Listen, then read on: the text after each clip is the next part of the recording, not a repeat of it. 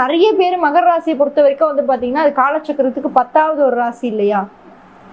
Power, position, name, fame, பேர், புகழ், அங்கீகாரம், இது எல்லாமே மகரத்தோட கனெக்ட் ஆயிருக்கு.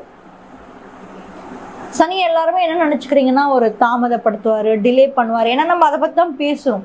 இருந்தாலும் சனியோட ராசியில பிறந்த உங்களுக்கு சனியோட தாக்கமே இன்னும் அதிகமா இருக்கும். அந்த தடை எல்லாத்தையுமே உடைப்பாரு. ஏன்னா உங்களுக்கு யோகாதிபதியான சுக்கிரன் வந்து 3ஆம் இடத்துல இருக்காரு.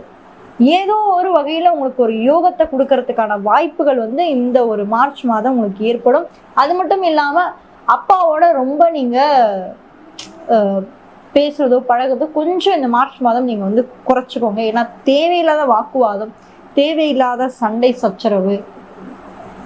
சனி சூரியன் ரெண்டுமே இருக்கு இந்த இடத்துல. வந்து பாத்தீங்கன்னா சனி வந்து சனி சூரியன் அப்படின்றதுனால ரெண்டுமே ஒண்ணுக்கு ஒண்ணு ஆகாத பகை கிரகங்கள். என்ன ஒண்ணு நடுவுல சுக்கிரன் இருக்கிறதுனால